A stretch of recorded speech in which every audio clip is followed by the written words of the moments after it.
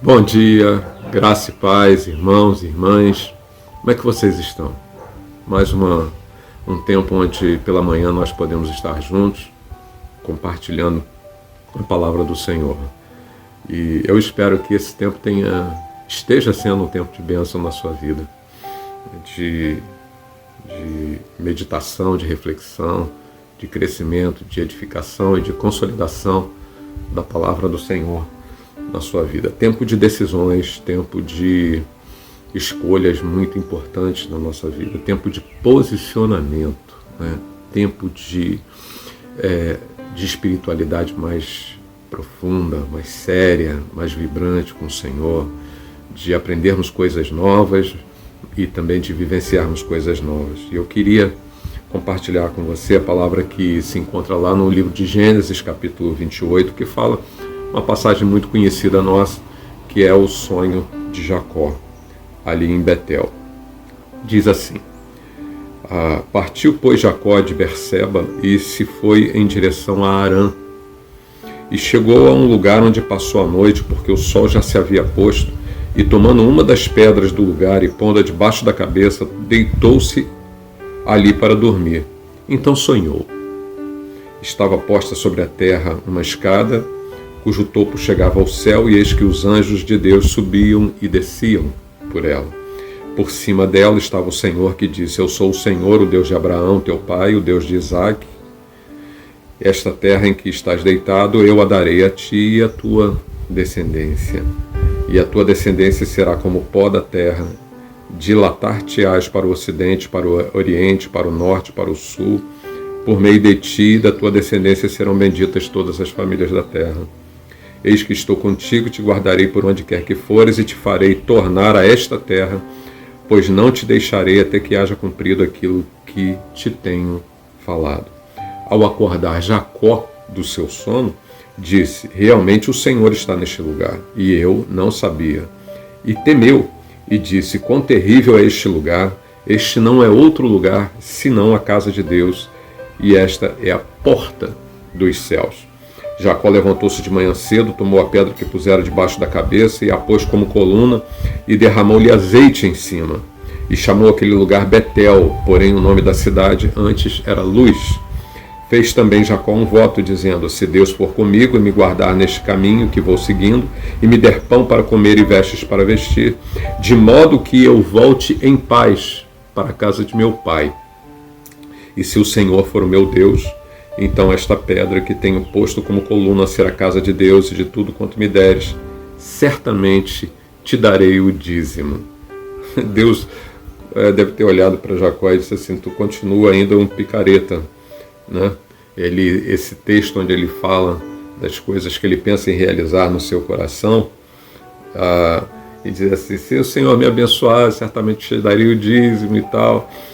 E Deus deve ter falado assim para ele: rapaz, isso não faz parte de um princípio, você nem precisava falar sobre isso, né? Com certeza, quando você aplica esse princípio, né, de você ser grato a Deus e reconhecê-lo como provedor da sua vida, e você tirar a sua primícia e dar a Ele, né, santificando as suas finanças, a sua vida financeira, certamente o Senhor cumpre, né, porque Ele não é homem para que minta, nem filho do homem para que se arrependa. Ele é fiel, Ele continua fiel, apesar da nossa infidelidade. E nessa manhã é mais uma oportunidade de crescimento espiritual que o Senhor nos dá.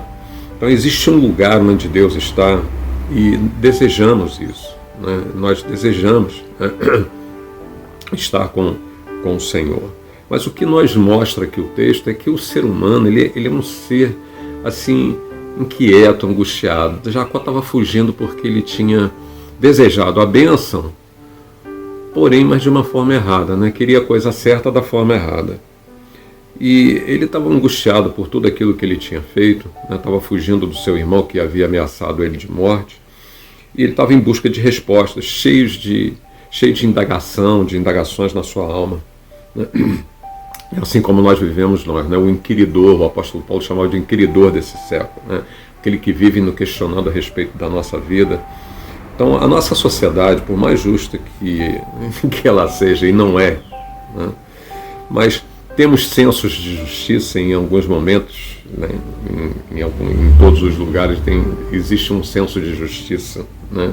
Que essa justiça seja feita. Ela não pode proporcionar felicidade para o homem, né? Porque eu sempre digo, a felicidade não é um alvo a ser conquistado, mas é um caminho a ser percorrido. A felicidade jamais estará fora de nós, mas dentro de nós. Jesus disse assim: vocês procuram o reino de Deus aqui, ali, acolá, mas em verdade vos digo que o reino de Deus está dentro de vós. Então Jacó, quando teve a visão dos anjos servindo, mal sabia das situações terríveis, difíceis que ele teria que enfrentar na sua vida, né? Traição, enganos, frustrações, amargura, além de muito trabalho. 21 anos de muito trabalho. E ali, Betel, que significa casa de Deus, ele dá aquele nome, né, num deserto, né? É os paradoxos de Deus, essa espécie dessa ironia divina que elas estão permeadas por toda a Bíblia, né? E muitas vezes a gente escuta a frase como essa: tal tempo chegou, né? E principalmente no final de ano, né? Seja bem-vindo ano novo, soltamos fogos, né? E todo final de ano é a mesma coisa. O fato é que se nós não mudarmos por dentro, nada vai acontecer por fora. Talvez esse tempo que nós estamos vivendo seja o tempo adequado para nós fazermos aquilo que todo ano, todo final de ano, no dia 31, no culto da virada, ou todas as pessoas fazem no mundo inteiro, né, de celebrar o ano que chega. Esse tempo talvez seja agora, né? Esse tempo onde nós esperamos algo novo, talvez o término, o encerramento desse tempo seja agora, e que a gente espere quando tudo voltar à normalidade, porque brevemente vai voltar à normalidade. Mas como é que a gente sai dessa? Diferente? Ou continuamos da mesma forma? Vamos continuar na nossa vida de onde a gente parou, né? Então que a gente pensa assim: poxa, quando nós chegamos no final de 2019, que o ano de 2020 seja melhor, né? A frase correta deveria ser que nós sejamos melhores em 2020 do que nós fomos em 2019. Não o ano de 2020 seja melhor do que o ano de 2019, porque com certeza essa mudança ela tem que ser provocada por dentro. Aí nós, preste atenção nisso, nós atraímos aquilo que nós somos. Então, para que o nosso 2020, né, seja melhor, nós teremos que ser melhores do que fomos em 2019. Então, alguns pensam que Deus tem que fazer um ano ou um tempo ser melhor simplesmente porque nós desejamos ou merecemos, né? Mas não é assim que acontece, né? O que tem que melhorar não é todas as coisas das quais fazem parte da nossa vida, né? O nosso trabalho, a nossa profissão, o ano, as circunstâncias, o nosso salário. Não são as situações difíceis que nós enfrentamos, mas é a gente mesmo que tem que melhorar. E como uma frase que a gente já escutou, né? Já escutou muito, que não temos que deixar um mundo melhor para os nossos filhos. Não, temos que deixar os nossos filhos melhores para esse mundo. E todas as nossas tentativas de levar a próxima geração, né? Colocar em ordem a nossa casa, como Deus falou ao rei de Israel.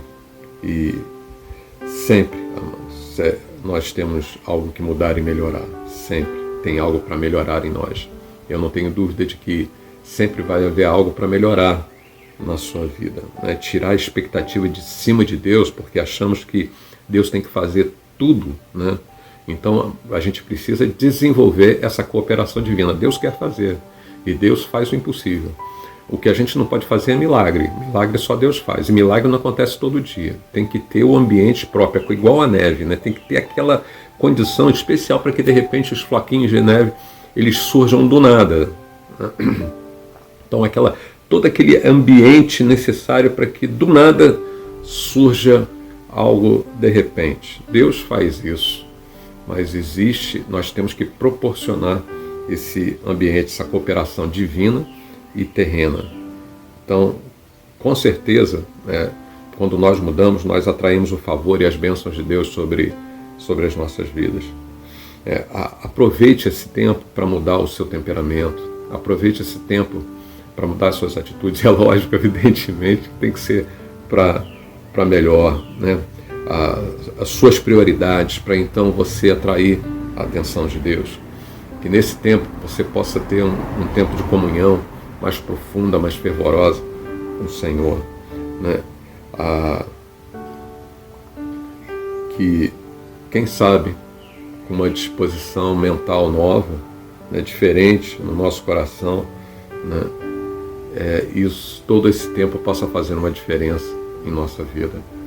Eu não tenho dúvida disso, meu irmão, minha irmã. Eu tenho absoluta convicção de que nós vamos viver um tempo onde as coisas, a partir do nosso posicionamento, Deus vai estar proporcionando algo muito novo, um vinho novo vem aí. Deus está dizendo, eu quero derramar vinho novo, mas o odre precisa ser mudado. E interessante é que Jacó fugia do seu irmão e ele diz assim, se o Senhor me abençoar, eu em paz retornar para minha casa.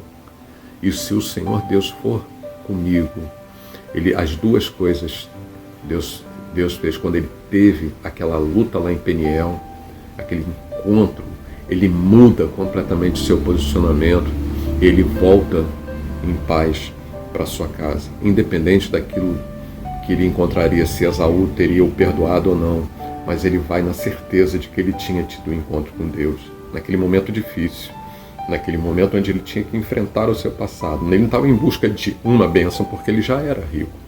Tudo aquilo que ele fez, né, Deus prosperou na vida dele. Ele trabalhou duramente, foi traído pelo seu próprio sogro, teve que aprender muitas coisas, e é assim que Deus faz. Deus coloca situações onde nós precisamos olhar para dentro. Labão era uma espécie de espelho para Jacó.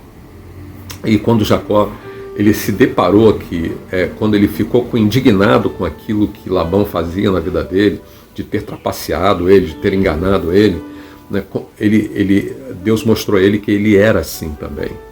E naquele encontro, culminou naquele encontro com Deus, e ele tem que dizer o anjo do Senhor, né, assim, você vai dizer o teu nome, quem você é, e aí você vai voltar em paz para sua casa. E assim foi. E aí Deus fez o que ele não poderia fazer, né, de ter colocado uma disposição nova no coração de Esaú, seu irmão, que ele havia traído, de então desfrutar de tudo aquilo que ele havia conquistado com anos de trabalho, mas acima de tudo com a bênção, né? Não apenas uma bênção, com B minúsculo, mas a bênção que ele gostaria, né? De consertar algo que ele havia errado, ter reconhecido isso e volta para enfrentar, né, com coragem aonde ele errou. A disposição para, se tiver que voltar atrás, volte atrás, reconhecer os erros.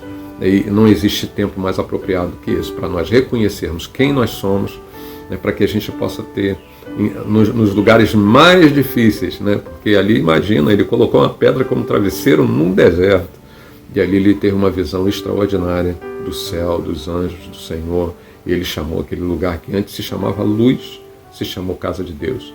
Que esse tempo, que é de escuridão para o mundo, seja um tempo de luz para a sua vida e que te traga uma visão nova, uma visão a respeito de você mesmo e a respeito daquilo que só o Senhor, só Deus pode fazer na sua vida. Que você tenha um dia abençoado, que você tenha um dia de paz. Reflita sobre essa palavra, pense nisso. Beijo no seu coraçãozinho. Deus te abençoe.